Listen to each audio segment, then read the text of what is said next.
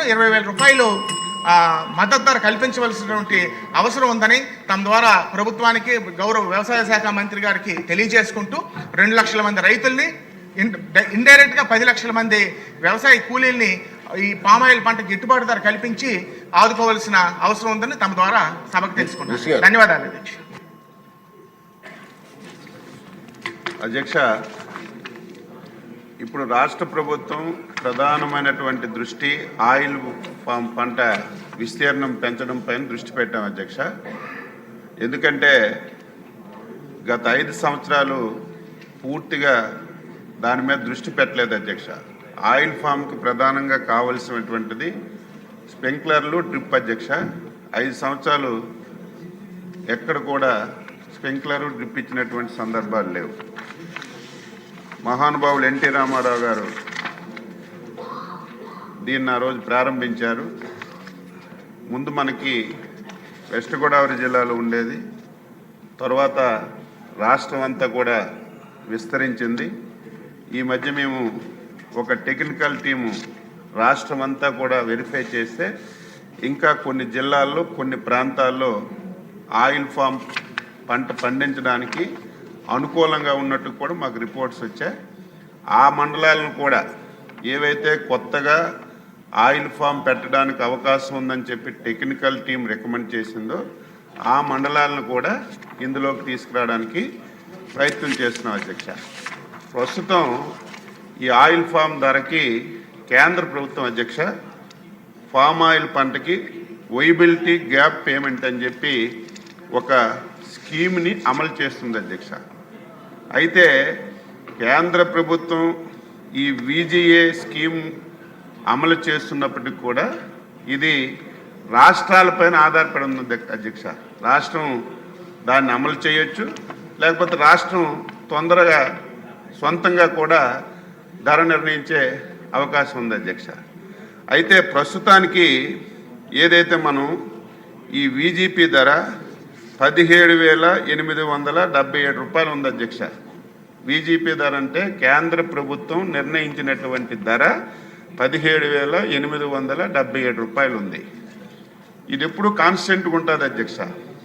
దీనిలోకి చాలా రాష్ట్రాలు వెళ్ళాయి, కానీ నేను సమావేశం పెట్టేటప్పుడు రైతులు కానీ చాలామంది మన రాష్ట్రంలో ధర బాగుంది కాబట్టి అందులోకి వెళ్ళవలసినటువంటి అవసరం లేదని చెప్పి డిస్కషన్ వచ్చిన తర్వాత ప్రస్తుతానికి మనం దాంట్లోకి వెళ్ళలేదు అధ్యక్ష. ప్రస్తుతానికి మనం ఏదైతే ఫామ్ ఆయిల్కి ధర ఇస్తున్నామో దాదాపు 20,725 రూపాయలు ఉంది అధ్యక్ష. అయితే ఈ ధర నిర్ణయించాలంటే ఓఈఆర్ మీద ఆధారపడుతుంది. గౌరవ సభ్యులు రంగారావు గారు చెప్పినట్టుగా ఇది ఫ్యాక్టరీ నుంచి మనం తెలుసుకోవాల్సినటువంటి అవసరం ఉంటుంది. అది పెద్దవేగులో ఉంది అధ్యక్ష. అదేదో పురాతనమైన ఫ్యాక్టరీ, అందులో మనం ఈ ఆయిల్ ఎక్స్టెన్షన్ రేట్ తీస్తే సరిగ్గా రావటం లేదు. అయితే ఈ ధర ఏ రాష్ట్రానికి సంబంధించినటువంటి ఆ రాష్ట్రంలోని మిల్స్ నుంచే తీయాలనేది ఒక నిబంధన కేంద్ర ప్రభుత్వం పెట్టింది అధ్యక్ష. అందుకే నేను గాబరపడకుండా ఈ సంవత్సరం మనం ఏదైతే ధర ఇస్తున్నామో అడహా కింద, అంటే ధర నిర్ణయించినంత వరకు అడహా కింద 20,700 రూపాయలు రైతులకి నష్టం లేకుండా ఇప్పుడు ప్రజెంట్ ఇస్తున్నాం అధ్యక్ష. సభ్యులు కూడా చెప్పారు, ఆ రోజు మనకు పెద్దవేగులోనే ఒక పరిశ్రమ ఉండేది. ఈరోజు అధునాతనమైనటువంటి టెక్నాలజీతో మన రాష్ట్రంలో కూడా ఒక 7-8 పరిశ్రమలు వచ్చాయి. నేను ఒక 5-6 పరిశ్రమలు సెలెక్ట్ చేసి రైతుల్ని దగ్గర పెట్టి ఆ 7-8 పరిశ్రమల్లో మనం క్రష్ చేసి అందులో ఏది ఎక్కువ ఓఈఆర్ వస్తే అది సెలెక్ట్ చేసి ఎట్టి పరిస్థితిలో ఈ ప్రభుత్వం రైతులకి ఎక్కడ కూడా ఇబ్బంది లేకుండా ధర తగ్గకుండా ఇచ్చే బాధ్యత తీసుకుంటాం. అది కూడా వీలైనంత తొందరగా ఒక నిర్ణయం తీసుకొని ధర ఫిక్స్ చేస్తామని చెప్పి సందర్భంగా తెలియజేస్తున్నాను. ఇన్ కేసు రేపు భవిష్యత్తులో ఎప్పుడైనా సరే కేంద్ర ప్రభుత్వం ఇచ్చినటువంటి విజిఏ స్కీమ్లో అవకాశం రేపు మన దగ్గర ధర తగ్గితే మనం వెంటనే ఆ ధరలోకి వెళ్ళే అవకాశం కూడా ఉంది. ప్రస్తుతానికైతే కేంద్ర ప్రభుత్వం ఇచ్చిన దానికంటే మనం ఎక్కువ ఇస్తున్నాం కాబట్టే మనం ఆ స్కీమ్లోకి వెళ్ళలేదని ఈ సందర్భంగా తెలియజేస్తున్నాను.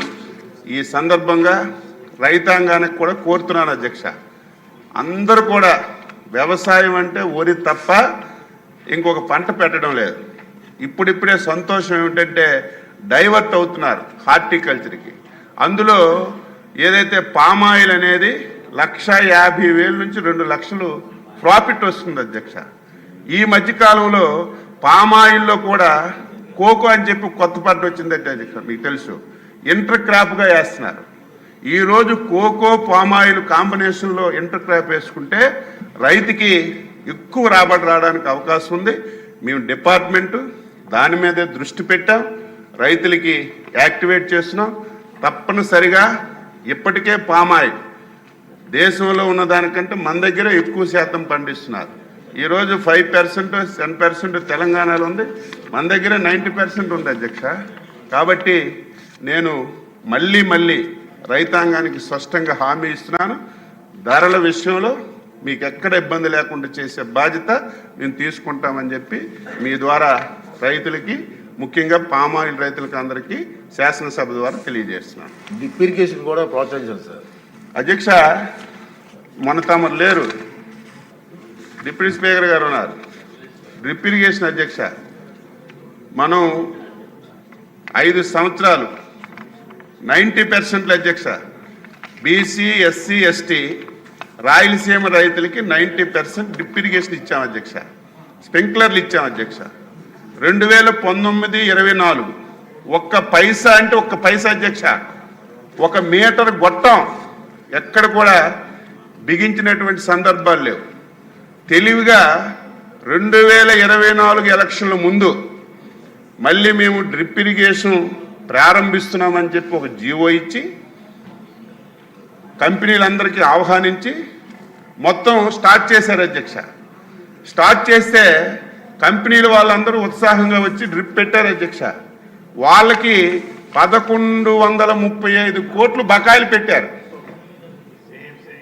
నేను వచ్చి ఒకసారి కంపెనీ వాళ్ళతో మీటింగ్ పెడితే మేమందరం అయిపోయింది, మీరు ఏం చెప్పినా మేము ఈ పథకం ప్రారంభించాం, ఇది ప్రారంభించాలంటే మాకు ఎంతో కొంత ఇస్తే ఆక్సిజన్ లాగా మళ్ళీ ప్రారంభిస్తామని చెప్తే ముఖ్యమంత్రి గారి దగ్గరికి వెళ్ళి, కేశవ్ గారు రాయలసీమ ఫైనాన్స్ మినిస్టర్ కాబట్టి మీ ప్రాంతానికి ఎక్కువ ఉపయోగపడుతుంది, కొద్దిగా బాకీలు తీర్చంటే 475 కోట్లు గత ప్రభుత్వం పెట్టినటువంటి 1,135 కోట్లలో బకాయిలు తీర్చి మళ్ళీ ఈ స్కీమ్ని రివైవ్ చేశాం అధ్యక్ష. 90% ఎవరు రైతు ఏ కంపెనీది కావాలంటే, ఏ విధానం కావాలంటే రైతుకి నచ్చినట్టుగా ఈ స్కీమ్ను కూడా అమలు చేస్తున్నాం. దీన్ని తప్పనిసరిగా ప్రతి ఒక్కరూ ఉపయోగించుకొని, నా విజ్ఞప్తి ఏంటంటే రైతులకి హార్టికల్చర్లో ఎక్కువగా ఆదాయం వస్తుంది. అందులో పామాయిలు కోకో కలిసి కాంబినేషన్గా పెడితే రైతుకి మేలు జరుగుతుంది. ఆ విధానంతో రైతులందరూ ఆలోచించేయమని చెప్పి మీ ద్వారా రైతులకి తెలియజేస్తున్నాను. క్వశ్చన్ నెంబర్ 605 సార్, టైం కూడా అబ్జర్వ్ ప్లీజ్. చాలా వివరంగా ఇచ్చారు, వివరంగా చెప్పారు. క్వశ్చన్ నెంబర్ 605 వైఎస్ఆర్సీపీ ఎమ్మెల్యే గారు రాలేదు.